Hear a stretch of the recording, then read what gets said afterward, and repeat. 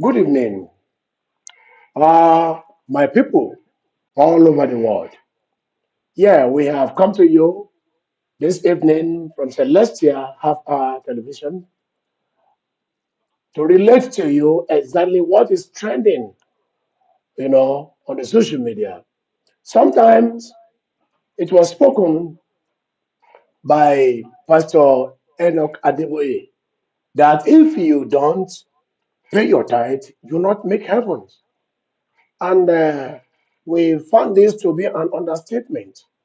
And it was spoken about by very many uh, people of God, pastors, ministers, and today it has come out to seeing that Pastor Enoch Adeboye is now apologizing to the whole world that it was a mistake.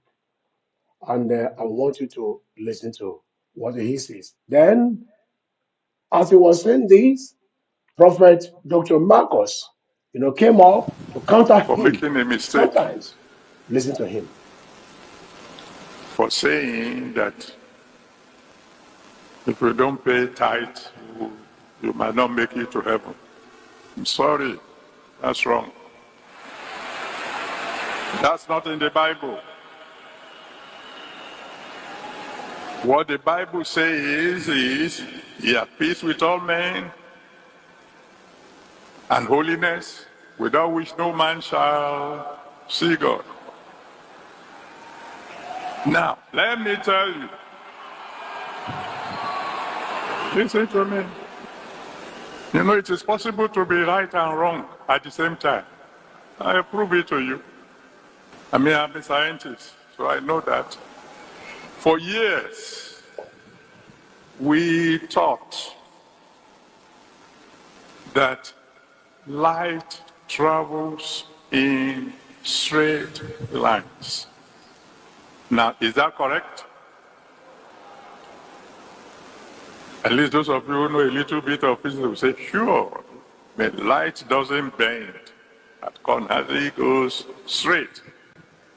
But later on we discover it's not just not straight as a rod. Light travels in waves, going one direction, but in waves. It is wrong to limit you to 10%. At a time when some of you should be 20%, 30%, 40%, 10% should be for beginners. Giving should be violently.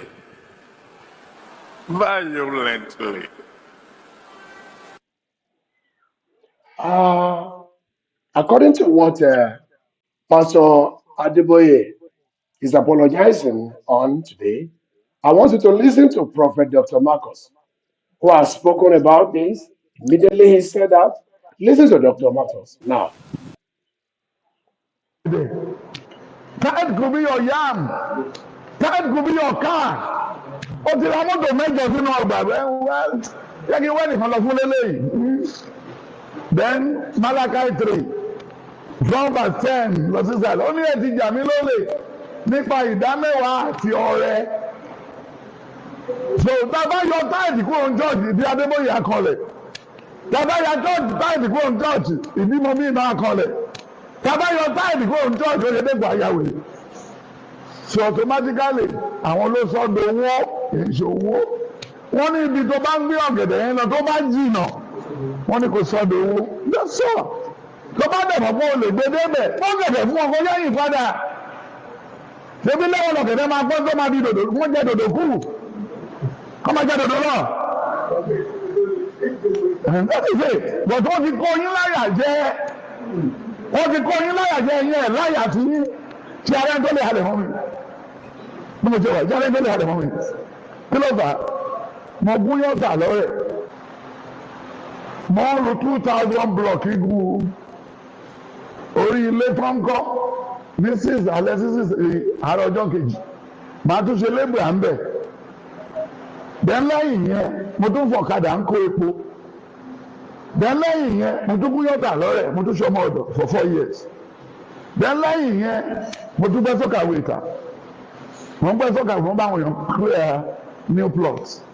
Then lẹ́yìn yẹn mo tún ta cashew nut láti Enugu, mo jẹ̀ tó wá ń ta popcorn, mo jẹ̀ tó wá ń tọ̀ gẹ̀dẹ̀ ní Kòsí market, mo wá tẹran ọ̀gbẹ́ àti ìgbín fún Sheraton hotel.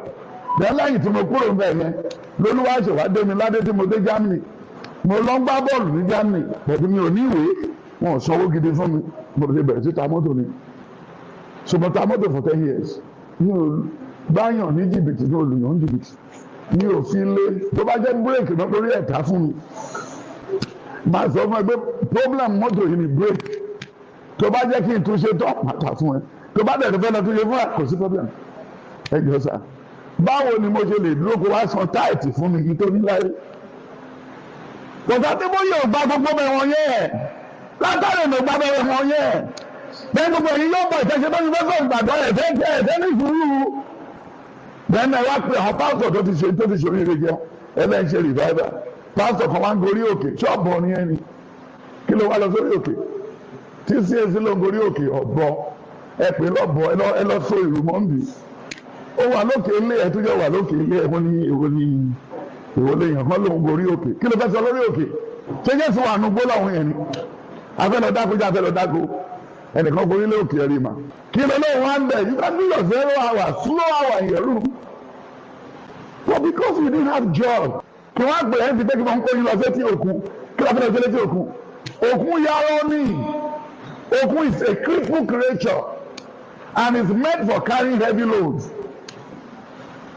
kì í ṣe wá gbé yín pé a lọ sétí òkun òkun á sáré jáde afẹ́ escape mọ́ Ọlọ́run lọ́wọ́ á tún padà kí la fẹ́ sọ ń bẹ̀ kí la fẹ́ sọ lẹ́ẹ̀dín létí òkun.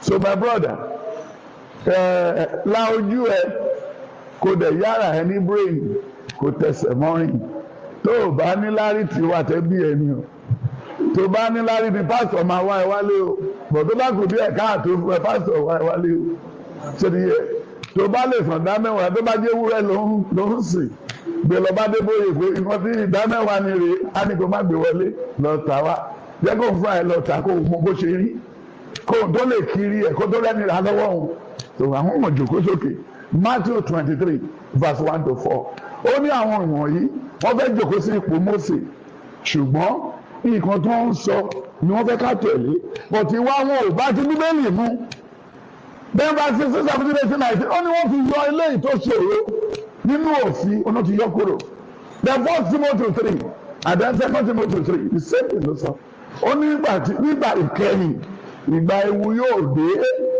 tí àwọn èèyàn máa pè tó wọ́n máa sọ wọ́n pé ṣọfẹ́ ní Jésù fún mi ní 10 naira mo fẹ́ lọ bá wo Jésù wá ṣe ti pé perilous time has come perilous time has what is here and that's all. Ṣé o lè ṣe prayer kébi má fà ẹ́ Deuteronomy Jeremiah 8 10 to 18 ó ní kò sí àdúrà tó lè di kébi má fà ẹ́ where do we go from there? Wòlú Kánò lẹ́nu ọjọ́ mẹ́ta yìí sìn gọ́ọ̀mùnà lóun fẹ́ yàwó fáwọn 1,800 èèyàn ó gbé bẹ́ẹ̀dì fún wọn ó gbé báàgì ráìsì fún wọn ó sanwó dáórì wọn ẹ̀jọ̀sà ní another 20 years lẹ́yìn population mélòó náà ti amass ẹ̀wọ̀n lórí burúkú dẹ̀ làwọn Haúsá àti Fúlàní wọ̀nyí ti torí pé owó tó bá jí láti Federal Port mosque náà fi ń kọ́ ní Kánò ní Benue ní gbogbo òkè yẹn lọ wọn ò fi dá lé iṣẹ́ lẹ̀ then báwo la ṣe fẹ́ ní ìlọsíwájú ẹ gbogbo àwọn contract wọ́n gbé fún wọn l'Abuja all are padded contracts wọ́n fowó kún mẹ́kà tá a lọ lẹ́yìn ẹ̀ẹ̀kan yìí once lifetime ní o ní 1975 1960 1968 ẹsẹ̀ náà fi ń lọ ẹ̀ẹ̀kan lọ́dún láyé wọn náà máa ń lọ but this gbogbo wọn tó ti jalè wọ́n lọ every Friday wọ́n gbé different girlfriend lọ kí ló kàn wá nígbà tí ará Abẹ́òkúta kó Mọ́kólé àtàwọn tó lọ láti Ọ̀yọ́ wọ́n kó Mọ́kólé lọ sí Mẹ́kà wọ́n kó Alé wọ́n gbé lọ sí Jerusalem ẹjọ́sà. That is the word of Prophet Marcus Tibetan. Now, let's know your own opinion in the comments below. What are your thoughts concerning the issue of tithe? Are you still paying tithe? Just like I said earlier on, you could see how Prophet Dr. Marcus Tibetan has explained and related to everyone what your tithe should be. Not uh, that it should be money per se, you know, it could be anything that is the fruit of your labor that you have to give to God. It does not necessarily be uh, money. It could be yam, it could be plantain, it could be venku, it could be anything. Take it to the pastor if the need be. It's not to compel you, it's not to force you to do it, but it has to be done from your mind. That's about that. Now, I want you to see Prophet Dr. Marcus in California promoting Celestial Church of Christ in the whole world. Goes to Toronto, goes to United States of America at large. He propagates the gospel. You know, he made you to understand what Celestial Church of Christ is. You know, as one of the best churches. You know, uh, in the whole world. So please listen to what he's saying here, and by the grace of God, you will see how he explained things then, and he spoke about Nigeria, how Nigeria could be made good. You know, that's exactly what for we making are a mistake, talking about. I will now to be call my, apologizing you know, for uh, making a mistake. I've been there since Monday. to come here and show to you Celestial exactly what it is. everybody come and see. I say come and hear, I don't carry and come. Better information, superb advertisement. We no get the rival. Oh, to get update and get informed. Oh, come to Celestial Half Hour. Celestial Half Hour TV. Now we be the best information carrier.